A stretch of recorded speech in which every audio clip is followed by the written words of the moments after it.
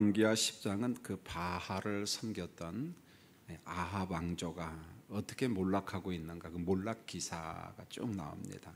그리고 어제 아침에 목사님을 통해서 봤는데 1절로 11절은 아합의 자녀들 70명을 이렇게 진멸시키는 기사입니다. 그다음에 12절로 14절은 예후가 유다 왕인 아하시아 형제들 42명을 또 진멸하고, 15절로 17절은 아합의 이제 남은 친척들을 모두 진멸했습니다.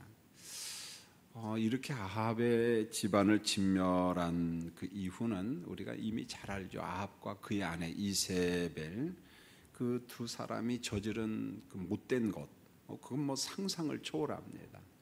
의인을 박해하고 우상 숭배하고, 그러니까 하나님이 보시기에 안 좋은 일은 다 갖다 했거든요. 보면 10절로 11절 어제 아침에 봤던 말씀을 여러분 한번 볼까요? 바로 앞으로 좀 넘겨가지고 10절 11절 말씀을 같이 한번 읽겠습니다. 시작. 그런즉 이제 너희는 알라. 본저 여호와께서 아합의 집에 대하여 하신 말씀은 하나도 땅에 떨어지지 아니하리라. 여호와께서 그의 종 엘리야를 통하여 하신 말씀을 이제 이루셨도다 하니라. 예후가 아합의 집에 속한 이스라엘에 남아있는 자를 다 죽이고 또 그의 귀족들과 신뢰받는 자들과 제사장들을 죽이되 그에게 속한 자를 하나도 생존자를 남기지 아니하였더라. 이게 무슨 말이냐면 아합과 이세벨이 이제 나봇의 포도원을 강탈 사건이 있잖아요. 보면 그건 안 됩니다. 하나님의 법 때문에 내가 이 포도원을 줄 수 없습니다. 그러니까 이 반강제로 나봇을 죽이고 이제 포도원을 강탈을 했습니다. 바로 이어서 하나님께서 엘리야 선지자를 통해서 말씀을 하시는데, 열왕기하 21장 21절에 보면 여호와께서 내게 아합에게, 아합 가문이죠, 아합에게 재앙을 내려 완전히 다 쓸어버리겠다고 그렇게 심판을 하시는데 그대로 임했다는 거죠. 그래서 아합의 어떤 집안 사람들을 다 멸하는 기사가 열왕기하 10장에 있는 겁니다. 자, 이어서 이제 오늘 말씀 18절로 36절을 보면은 예후와 그의 집안에 대한 하나님의 그 예고, 앞으로 어떤 일이 있을 거다, 이런 예고를 쭉 하는데 18절로 29절을 보면은 예후가 처음으로 시작한 게 뭐냐면은 바알 숭배에 대한 개혁 운동을 합니다. 그래서 19절 하반절에 보면 예후가 이제 전략을 세우는데 일종의 거짓말이지만은 하나의 이게 전략입니다. 바알 섬기는 자를 멸하려는 계획, 어떤 계획을 세우죠. 내가 이거 어떻게 바알 숭배자들을 한번 다 멸할 것인가. 그래서 18절에 보면 예후가 백성들을 모은 다음에 이제 공포를 해요. 아합은 바알을 조금 섬겼다. 진짜 많이 섬겼거든요. 그런데 조금 섬겼다. 나 예후는 바알을 더 많이 섬기겠다. 사람들에게 어떤 호감을 주기 위해서 이런 일을 하는 겁니다. 19절에 보면은 바알을 섬기는 커다란 내가 축제를 계획하고 있다. 큰 축제를 계획하고 있는데 바알을 섬기는 사람들, 제사장, 선지자들, 그 밖에 바알 숭배에 열심히 있는 사람들은 모두 모여라. 모이면은 뭐 하려고 하냐면 다 죽이려고 지금 하는 겁니다. 호의적으로 공포를 한 거죠. 전부 다 와라. 큰 축제를, 아주 즐거운 축제를 하겠다. 자, 21절에 보면 바알의 무리들이 그들의 그 신당에 아주 가득 찰 정도로 다 모였어요. 왜? 안 오면 죽인다고 하는데 뭐 안 올 수 있습니까? 자, 22절에 보면은 바알을 섬기는 사람들에게 예복을 쫙 나눠줍니다. 왜냐하면 이게 바알 숭배자와 그렇지 못한 사람을 구별하기 위해서 예복을 입히는 거예요. 확 드러나잖아요, 보면은. 그런데 23절에 보면 예후가 레갑의 아들 여호나답에게 명령을 내립니다.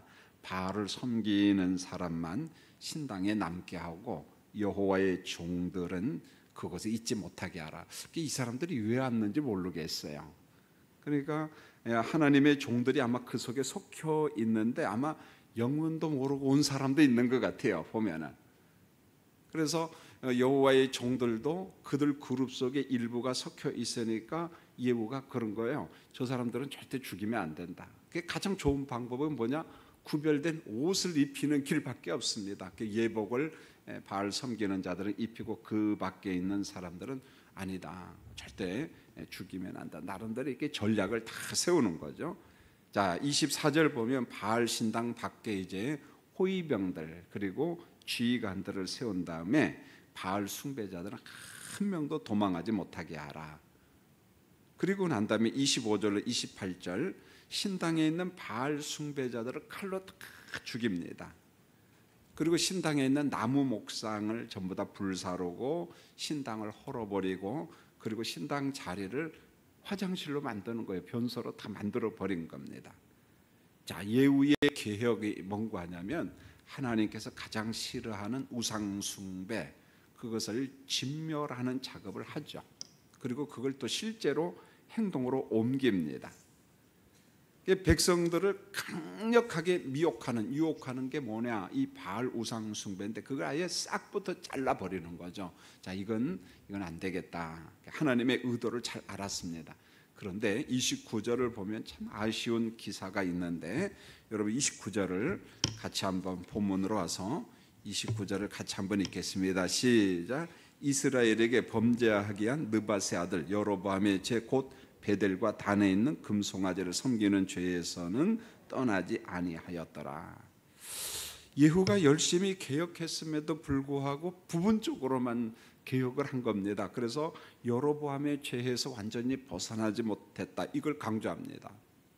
여러분, 우리가 성경을 읽다 보면은 하나님의 말씀에 순종하는 기준은 다윗이고 범죄한 죄의 기준은 누굽니까? 여로보암이거든요. 여러분, 전에 여로보암이 베델과 단에다가 금송아지 상을 만들어 놓고 사람들로 하여금 거기 가서 예배 드리라고 했어요. 이게 왜 그랬느냐면은 남과 북이 분열이 됐잖아요. 북쪽 사람들이 절기만 되면 다 어디로 내려가요? 예루살렘 성전으로 내려가거든요. 왜? 절기는 중앙성소 예루살렘 성전에서만 절기를 지켜야 되지 다른 데서 지키면 안 되거든요. 종교심이 무척 강한 북쪽 이스라엘 사람들이 뭐 6월절 이런저런 절기만 되면 다 내려갔다가 안 오는 사람들이 있습니다.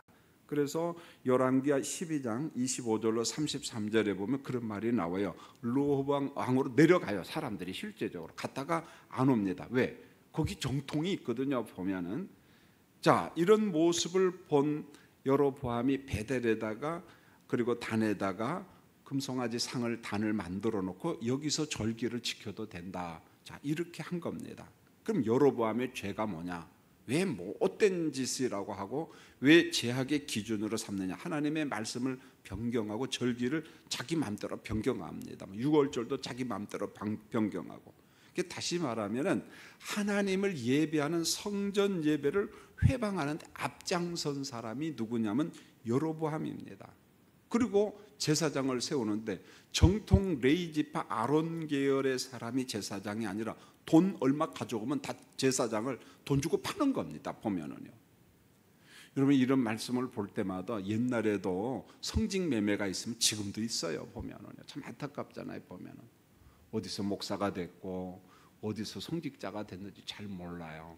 목회합니다. 사람들을 긁어 모읍니다. 제가 긁어 모은다는 표현을 했는데 부정적인 표현을 말 그대로예요. 보면요. 거기에 돈이 난무하고 막 폭력이 난무하고 이상한 집단이 돼버리고 교주가 나오고 그런 거거든요. 보면은요. 정통성, 하나님이 원하고 하나님이 기뻐하는 것을 전부 다 훼손한 사람이 누구냐면 여로보암입니다.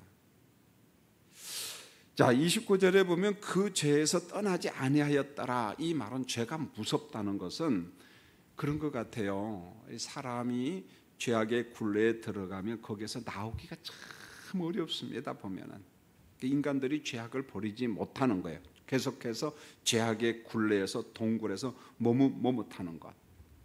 그러므로 예후의 바할 개혁은 성공적이었어요. 그러나 여로보암이 만든 베델과 단에 있는 금송아지 상을 제거하지는 못했어요. 이걸 참 오늘 성경이 안타까워합니다. 그럼에도 불구하고 30절을 보면은 하나님은 예후의 바할 개혁을 무척 칭찬합니다. 얼마나 칭찬하는지요? 여러분 한번 보실까요? 30절 자 한번 소리내서 읽겠습니다. 시작. 여호와께서 예후에게 이르시되 내가 나보기에 정직한 일을 행하되 잘 행하여 내 마음에 있는 대로 아합 집에 다 행하였은즉 내 자손이 이스라엘 왕위를 이어 4대를 지내리라 하시니라. 여러분 대단한 거예요. 보면은요, 하나님 보시기에 너 잘했다, 참 잘했다. 아합의 집을 진멸하고 바알을 진멸한 그 충성에 대해서 하나님께서 은총을 베푸는데 너희 자손이 이스라엘 왕에 몇 대가 오를 것이다? 4대가 오를 것이다. 여러분 4대 하니까 별것 아닌 것처럼 보이는데요, 여러분 굉장합니다. 여러분 예후가 28년간 통치했어요. 그의 아들 여호와스가 통치를 합니다. 요아스가 통치합니다. 여로보암 2세가 통치합니다. 스가랴가 통치합니다. 이걸 다 합하면 100년이요. 여러분 북한의 김일성가가 지금 100년 통치했나요? 아직도 못했어요, 여러분요. 근데 무척 길죠. 저 언제 망하나. 그런데 보세요, 하나님 앞에 바알 숭배하던 그런 우상의 신당들을 멸하고 제거하니까 하나님이 얼마나 기뻤던지. 사실 반쪽 개혁임에도 불구하고 야, 너 잘했다. 너 앞으로 너를 이어서 4대가 왕위를 계승할 것이다. 왕조를 이룰 것이다. 100년의 왕조를 이루는 축복을 줍니다. 여러분 본문을 보면서 이런 생각이 들어요. 하나님 앞에서 우리가 바르게 충성한다, 봉사한다, 그리고 수고한다, 헌신한다, 충성을 헛된 것으로 하나님이 여기시지 않아요. 여러분 믿습니까? 진짜입니다, 여러분요. 고린도전서 4장 2절에 보면 맡은 자들에게 구할 것은 충성이니라. 하나님 앞에서 신실하게 충성한 목회자, 성도님들, 선교사, 성도님들의 자녀들을요, 하나님이 축복해줘요. 우리는 그런 간증을 정말 많이 알고 있습니다. 우리 경기도에 어느 목사님이 계십니다. 어느 교회에 저 성북시찰의 담임 목사님인데 목회를 참 잘해요. 신실합니다. 근데 그의 아버지가 누구냐면은 황해노회 우리 교단의 저 창동의 어느 교회 관리 집사님이었어요. 근데 관리 집사님 일을 갖다가 마치 그게 성직처럼 열심히 일합니다. 그 목사님의 아버지가. 그러니까 그 목사님은 어릴 때 아버지가 관리 집사님 밑에서 이렇게 사는 것을 보고 교회를 배운 거예요. 근데 이분이 연세가 많아서 70이 넘었어요. 아버지 관리 집사님이. 담임 목사님하고 교인들이 얼마나 그분한테 반했느냐면 우리 관리 집사님한테는 정년 없어. 그냥 할 때까지 합시다. 가서 사정할 정도입니다. 집사님, 우리 교회에서 그저 할 수 있는 데까지 하십시오. 할 수 있는 데까지. 그게 담임 목사가 우리 대학은 조금 선배인데 까칠해. 그런데도 그분 앞에는 꼼짝 못해요. 근데 그 자식들이 얼마나 잘 되는지요. 제가 이름 이야기하면 우리 장로님들은 다 알아. 경기도의 목사니까 그 아들이. 그 아들을 볼 때마다 노예에서 볼 때마다 손을 잡고 참 잘하냐고. 그러면 그 아버지 생각이 나요. 왜요? 그 주변에 있는 목사님들이 이미 다 알거든요. 보면은요. 여러분 이겁니다. 내가 무슨 일을 할 때 그 일에 충성한다, 헌신한다, 최선을 다한다. 아이고 우리 아버지는 관리 집사였으니까 난 불행하다. 그냥 그러지 않다는 거예요. 보면 하나님께서 그의 자녀들을 복되게 하는 것. 사랑하는 성도님들, 맡은 자에게 구할 것은 뭐다? 충성이다. 하나님이 내게 주신 일, 그게 꼭 교회 일뿐만 아니고 우리 가정에서도, 부모로서, 자녀로서, 직장에서도 하나님이 내게 주신 성직이다 생각하고, 그게 루터의 직업론이거든요. 보면은요, 우리가 직업을 볼 때 하나님의 관점에서 봐야지 그 다른 관점에서 보지 말자는 거죠. 얼마나 귀한 일인가. 자, 예후에게 가장 큰 아쉬움은 여전히 32절이잖아요. 전심으로 하나님의 율법을 지키지 못한 것, 여로보암의 제약에서 백성들을 건지지 못한 것, 이게 너무 아쉬워요. 그러니까 30절에서 축복하고 칭찬하고 칭찬하면서도 이 말씀의 저자가 계속해서 강조하는 겁니다. 그 하나님의 징벌 가운데 하나가 여러분 32절의 징벌인데, 이런 징벌이 있어요. 이때에 여호와께서 이스라엘에서 땅을 잘라내기 시작하심에 하사엘이 이스라엘의 모든 영토에서 공격하되, 하사엘은 바로 위에 있는 아람, 지금의 시리아 땅, 하사엘이 이스라엘 북쪽 영토를 갖다가 조금씩 공격하는 겁니다. 그래서 성경을 보면은 자기 백성이 범죄할 때 하나님이 동원하는 게 뭐냐? 다른 언어를 동원해요. 다른 언어, 무슨 말이냐면 못 알아듣는 언어. 이 말은 다른 나라가 침공한다는 거죠. 그래서 하나님이 아수리아 혹은 바벨론 주변 나라를 들어서 불순종하는 자기 백성들을 몽둥이로 때립니다. 정신 차려, 이런 거죠. 보면은 다른 언어를 동원해요.